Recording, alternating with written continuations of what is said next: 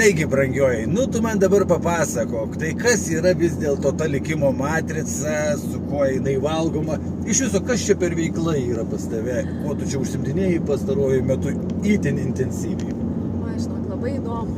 Matai, likimo matrica susideda iš gimimo datos.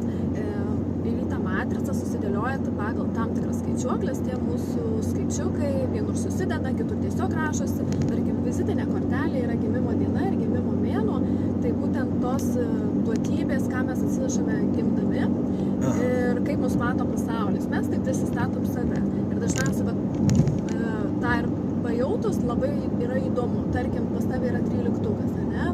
Transformacijos energija, tu mėgsti toks, nebijai mirties, tu mėgsti adrenaliną. Pasakyk, ar tai teisybė apie tave? Taip, teisybė. Tai čia atsinešiai gimdamas, tavo gimimo diena. Taip. Tai čia užtenka gimimo dienos ir galima papasakot apie žmogų, ne? Jau užtenka net tais tos mažos dalelytės. O toliau skaičiuojam toliau ir dėliojamės tą matricą toliau ir vėl galim daug ką sužinoti. Tarkim, talentus, komforto zoną, kada mes jaučiamės geriausiai, komfortiškai. Tarkim, pas mane yra 8-ukas.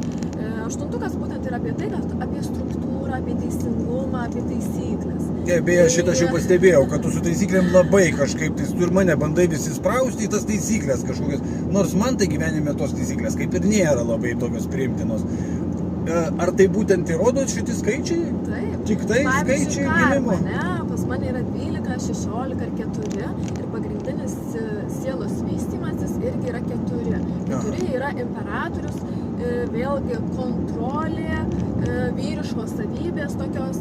Tai šitoje vietoje turėtum pajausti irgi mane, būtent kaip aš elgiuosi kai kuriais atvejais, kai noriu tave sužiūrėti, ar viskas padaryta. Tikrai taip, kad kontroliuoti mėgsti, tai jau labai jau mėgsti, šitą tai galiu patvirtinti. Apie tą perfekcionizmą, kaip irgi viskas pas mane turi būtinai būti tobula ir gražu. Aišku, ta prasme, nebūtinai šitą energiją tą atspindi. Realiai reikia žiūrėti tą visą branduoliuką, tą visą visumą ir tada dar galima daug visokių įdomių taškų atrasti.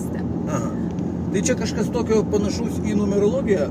Turi panašumą, bet numerologija susideda daugiau iš 9 skaičių ir ten vėlgi kitaip traktuojama, kitaip dėliojama, ten dėliojamas sielos kodas ir visi kiti, o matrica yra tokia gilesnė, prasmingesnė, nes ten mes daugiau atrandame, kadangi daugiau tų skaičių kombinacijų ir daugiau galime bendrasias užduotis sužinoti, pavyzdžiui, 7 kartų iš, ta prasme, atsineštasias, būtent iš protėvių, kas irgi labai įdomu. Labai įdomu. Aš manau, kad mes šitą temą